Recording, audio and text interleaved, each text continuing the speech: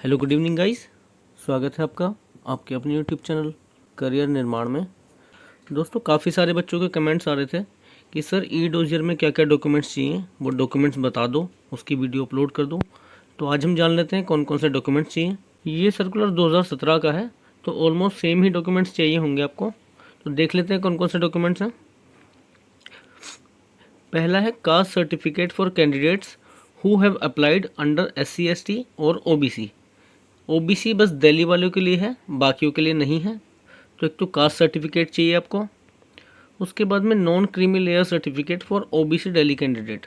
जो भी OBC दिल्ली वाले बच्चे हैं उनके लिए NCL चाहिए, जिसे नॉन क्रीमी लेयर सर्टिफिकेट बोलते हैं। तीसरा है father's caste certificate if applicant's caste certificate has been issued other state but the candidate claims OBC Delhi. मतलब क्या है इसका, कि अगर जो एप्लीकेंट का कास्ट सर्टिफिकेट है वो अदर स्टेट से इशू हुआ है, लेकिन वो क्लेम कर रहा है दिल्ली OBC, तो उसकी फादर का कास्ट सर्टिफिकेट चाहिए। फोर्थ है physically handicapped certificate showing extent of disability from authorised और कॉम्पिटेंट अथॉरिटी। तो फिजिकली हैंडीकैप्ड का सर्टिफिकेट चाहिए, आपकी डिसेबिलिटी जो दिखाए कितनी % की डिसेबिलिटी है, और वो एक कॉम्पिटेंट अथॉरिटी से इशू होनी चाहिए। For sports person quota certificates of participation और मेडल एज रेलिवेंट।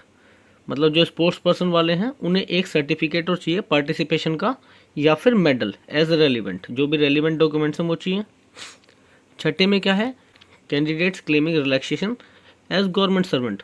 तो जो भी सरकारी कर्मचारी हैं उन्हें क्या चाहिए, जो एज रिलैक्सेशन मांग रहे हैं, certificate from head of office specifying post length of continuous service along with copy of ID of head of office, mobile number and email ID। तो हेड ऑफ ऑफिस से सर्टिफिकेट चाहिए क्या, जिसमें post mention हो, length of continuous service, मतलब आपकी कितनी length हो गई सर्विस की, साथ में ID चाहिए हेड ऑफ ऑफिस की, उसकी कॉपी, जिस पे ईमेल ID और मोबाइल नंबर हो। ठीक है, अगला देख लेते हैं। Candidates claiming relaxation as ex serviceman. Ex serviceman को क्या चाहिए, copy of discharge certificate showing period of service and reason for discharge. तो ये चाहिए डिस्चार्ज सर्टिफिकेट और रीज़न क्या था उनके डिस्चार्ज होने का। आठवां है for proof of date of birth. उसके लिए क्या चाहिए, या तो आपका बर्थ सर्टिफिकेट हो या फिर क्लास 10th का सर्टिफिकेट हो जिस पे डेट ऑफ बर्थ मेंशन हो। For proof of essential educational qualification, marksheet of each year और semester of the applicable qualification. Second है ओरिजिनल और प्रोविजनल डिग्री और डिप्लोमा और सर्टिफिकेट। तो या तो हर ईयर की मार्कशीट हो या फिर हर सेमेस्टर की मार्कशीट हो, या फिर आपके पास कंसोलिडेटेड मार्कशीट भी हो जिसमें 3 साल का एक साथ हो, वो भी चल जाएगी।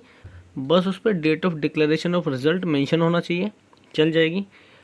दूसरे नंबर पे क्या आता है, या तो ओरिजिनल डिग्री या डिप्लोमा या सर्टिफिकेट, या फिर प्रोविजनल डिग्री या डिप्लोमा या सर्टिफिकेट, दोनों में से कोई सा आपके पास होना चाहिए।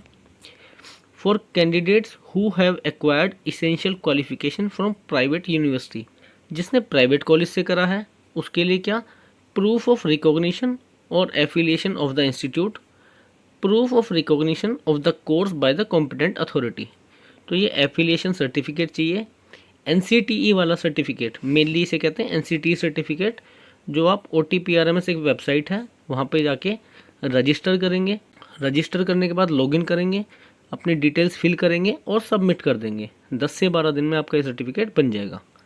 अगर ये अवेलेबल नहीं हो पाता है, आपको ई डोजियर जल्दी भरना है, तो आप ऑनलाइन भी चेक कर सकते हैं, या फिर आप अपने कॉलेज से लिखवा के ला सकते हैं कि इस साल के अंदर हमारा कॉलेज रिकॉग्नाइज था और इसका एफिलिएशन नंबर ये था और ये स्टूडेंट हमारे कॉलेज में इस सेशन के दौरान पढ़ा था। 11वां पॉइंट क्या है, copy of admit card showing signature of candidate and counter signature by the invigilator. यानी एडमिट कार्ड की कॉपी जिस पे आपके साइन होंगे और इन्विजिलेटर के साइन होंगे। ठीक है, अगर ये नहीं होता है आपके पास, तो आप बैक डेट में FIR कर सकते हैं कि मेरा एडमिट कार्ड खो गया है, और उसकी कॉपी आप ई डोजियर में लगा सकते हैं। रिमार्क्स में मेंशन कर देना copy of FIR of lost admit card. 12वां है Aadhaar number is required for e dossier, however copy of Aadhaar card is not to be uploaded in the e dossier module. यानी आधार नंबर तो रिक्वायर्ड होगा, लेकिन Aadhaar card की copy mandatory नहीं है, आप चाहें तो इसे छोड़ सकते हैं। 13th, any other document as may be asked for by D++B from time to time. इसके अलावा उन्हें कोई डॉक्यूमेंट्स चाहिएगा तो वो मांग लेंगे आपसे। रिकॉल नोटिस आते हैं ना 2, मैंने बता रखा है पहले भी, उसमें आपसे मांग लेंगे। 14th में क्या, photograph, signature, right thumb impression. कुछ बच्चों को ये डाउट है कि कौन सा थंब इम्प्रेशन अपलोड करें, इसमें तो राइट लिखा हुआ है, लेकिन ये सर्कुलर है 2017 का, तो कोई दिक्कत वाली बात नहीं है। आप राइट भी अपलोड कर दें, आप लेफ़्ट भी अपलोड कर दें। जहाँ पे लिखा हुआ है थंब इम्प्रेशन वहाँ पे राइट कर सकते हैं अपलोड, और साथ में जब लास्ट में आप डॉक्यूमेंट्स खोलेंगे तो लास्ट में आएंगे एडिशनल डॉक्यूमेंट, उसमें 7 डॉक्यूमेंट तक आप अपलोड कर सकते हो, तो वहाँ पे आप लेफ़्ट भी अपलोड कर सकते हो। रिमार्क्स में ज़रूर मेंशन कर दें आप जो भी चीज़ अपलोड कर रहे हैं कि मैं यहाँ पे ये चीज़ अपलोड कर रहा हूँ। आप ऐसा भी कर सकते हैं, आप दोनों थंब को एक ही पेज पे एक PDF फाइल बना के अपलोड कर सकते हैं। रिमार्क्स में ज़रूर मेंशन कर दें कि ये दोनों हैं, एक है, लेफ़्ट है या फिर राइट है। 17वां पॉइंट क्या है, standard declaration. Standard declaration form A. कुछ बच्चे पूछ रहे थे कि ये फॉर्म ए कहाँ से मिलेगा, तो ये कुछ नहीं है, स्टैंडर्ड डिक्लेरेशन लिखा हुआ आएगा आपके ई-डोज़र में, बस आपको उस पर टिक करना है, ठीक है। स्टैंडर्ड डिक्लेरेशन कैसे लिखा हुआ आएगा, आई हेयर बाय सर्टिफाई, मतलब आप सर्टिफाई कर रहे हैं सब चीज़ों को कि जो भी आपने चीज़ दी हुई हैं वो सब चीज़ें ठीक हैं और करेक्ट हैं, ठीक है। तो आप उस पर क्लिक करेंगे और फाइनल सबमिशन कर देंगे। एक चीज़ ध्यान रखें, फाइनल सबमिशन के बाद आप कोई चेंज नहीं कर सकते, उसके बाद रिकॉल नोटिस में ही आप चेंज कर सकते हैं। तो जो भी आप डॉक्यूमेंट्स अपलोड कर रहे हैं चेक कर लें आप सही डॉक्यूमेंट्स अपलोड कर रहे हैं, सभी चीज़ें ध्यान से भरें, कोई गलती ना करें।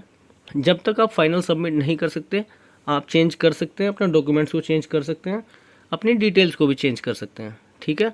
तो फाइनल सबमिट ना करें जब तक आप पूरे डॉक्यूमेंट्स चेक ना कर लें, ठीक है दोस्तों। ये सारे डॉक्यूमेंट्स मैंने बता दिए हैं। इसके अलावा भी कोई डाउट रहता है अगर आपको तो आप कमेंट करके पूछ सकते हैं, आप टेलीग्राम पे भी फॉलो कर सकते हैं। मिलते हैं नेक्स्ट वीडियो में, धन्यवाद।